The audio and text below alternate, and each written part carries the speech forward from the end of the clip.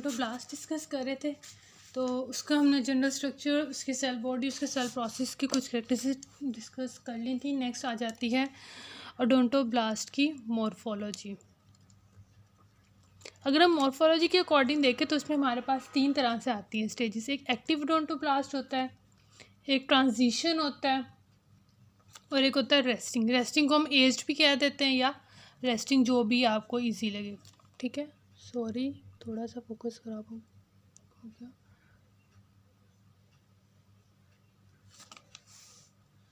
तो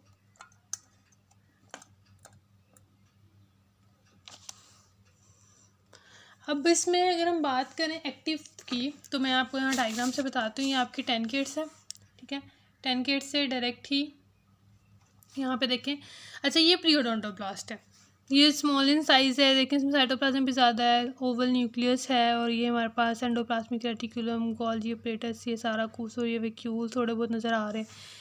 देन उसके बाद आती है सबसे पहले एक्टिव, जिसे हम सेक्रीटरी भी कहते हैं या एक्टिव। ये है, इसमें हमारे पास क्या है, एक तो इसकी शेप ये देखिए एलोंगेटेड है, बेजल ओवल न्यूक्लियस है। ये देखिए बेजोफिलिक साइटोप्लाज्म होगा इसके अंदर, ठीक है। गोल्जी जोन, ये वाला गोल्जी जोन जो ये ग्रीन कलर में आपको नज़र आ रहा है, ये प्रोमिनेंट होगा।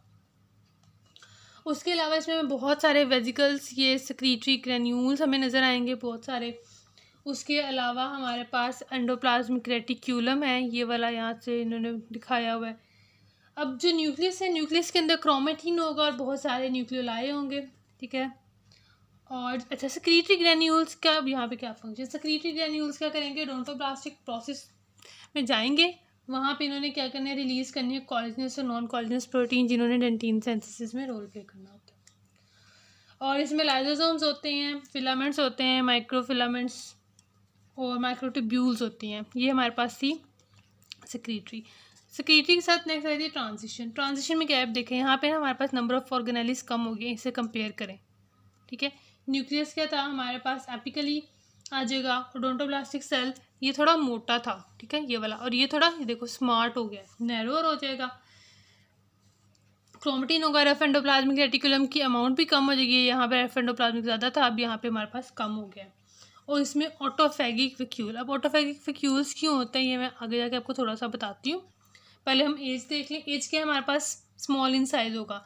ये देखो ये थोड़ा और स्मार्ट हो गया है इसकी निस्बत, ठीक है। चलो ये तो ऊपर से स्टार्ट किया था ना, थोड़ा नीचे रख कर दिया, लेकिन ये स्मॉल इन साइज होगा, ठीक है। इसमें हीमाटोक्सिफिलिक न्यूक्लियस होगा, ये देखो एपिकली हीमाटोक्सिफिलिक न्यूक्लियस है। इसके अलावा इसमें साइटोप्लाज्म भी कम होगा। इंफ्रा न्यूक्लियर रीजन, ये देखो सारी ऑर्गेनेलिस इंफ्रा, पहले सुप्रा न्यूक्लियर में थी यहाँ पे सारी, अब ये इंफ्रा न्यूक्लियर रीजन में आ गई हैं।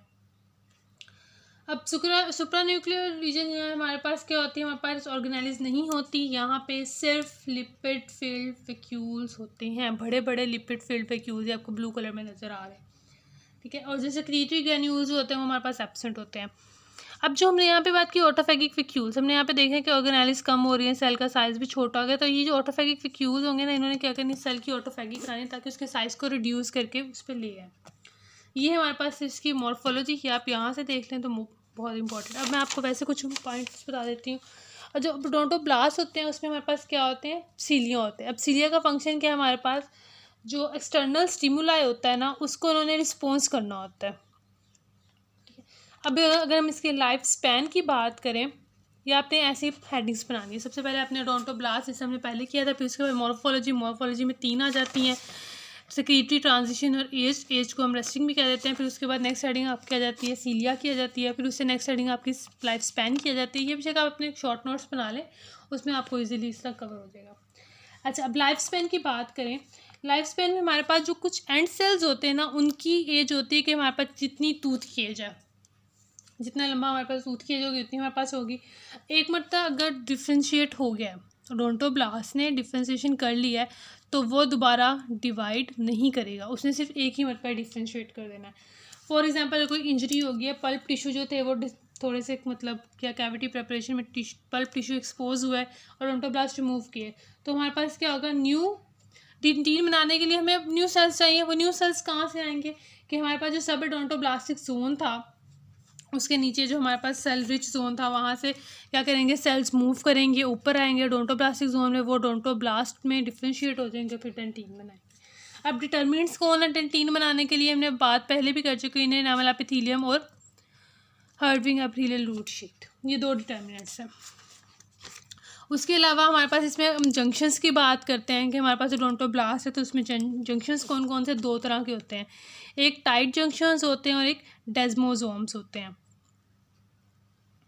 अब डिस्टली हमारे पास सेल बॉडी क्या होती है, हमारे पास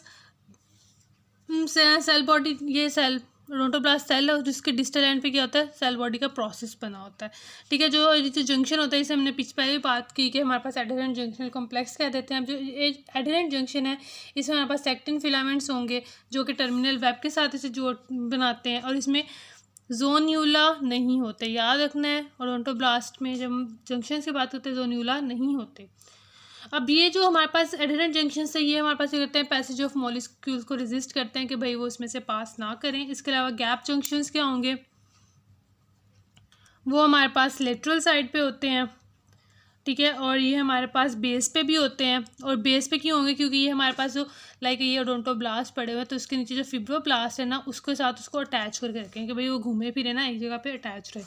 अब नंबर और लोकेशन ऑफ जंक्शंस किस पे डिपेंड करती है, वो हमारे पास फॉर्म पे डिपेंड करती है, डिज़ोल्व कितने बन रहे हैं जंक्शंस, कितने डिज़ोल्व हो रहे हैं या कितने दोबारा जंक्शंस बन रहे हैं। अब ओडोंटोब्लास्टिक प्रोसेस और डेंटिनल ट्यूब्यूल, हर डेंटिनल ट्यूब के अंदर एक ओडोंटोब्लास्टिक प्रोसेस होता है, ठीक है। अब जो ओडोंटोब्लास्टिक प्रोसेस और डेंटिनल ट्यूब्यूल इन दोनों के दरमियान, ये ओडोंटोब्लास्टिक ट्यूब्यूल है इसके दरमियान प्रोसेस पड़ा हुआ है, इन दोनों के दरमियान हमारे पास यहाँ पे फ्लूइड फ्लो कर रहा था जिसे हम कहते हैं डेंटाइनल फ्लूइड। अब ये जो डेंटाइनल फ्लूइड है इसकी पहले बात कर चुके हैं लेकिन दोबारा रिवाइज करें तो इसके दो फंक्शन होता है, एक तो सेंसेशन, जब ये आउटवर्ड फ्लो करता है तो जो पल्प होती है इसमें सेंसिटिविटी प्रोड्यूस होती है, एक होती है नॉरिशमेंट के फ्लूइड न्यूट्रिएंट्स वगैरह प्रोवाइड करने होते हैं। डेंटाइनल ट्यूब्यूल्स में जो हमारे पास साइटोस्केलेटन होता है उसमें हमारे पास होती है एक्टिन होती है, वर्मेंटिन होती है और ट्यूबुलिन होती है। उसके अलावा ट्यूबुलर कंटेंट, अगर हम ट्यूब्यूल कंटेंट की बात करें कि ट्यूब्यूल के अंदर और क्या क्या चीज़ें होंगी तो उसमें हमारे पास प्रोटियोग्लाइकन्स हो सकते हैं, टिनेसिन हो सकते हैं, फिब्रोनेक्टिन प्रोटीन हो सकती है, serum protein, albumin protein, HS glycoprotein and trans fat, ठीक है। अब ये मेरे नोट्स हैं, ये मैं जब मैंने किया था तब मैंने आप इससे बना सकते हैं। मैंने यहाँ से ओडोंटोब्लास्ट शुरू किया, उसके बाद हमारे पास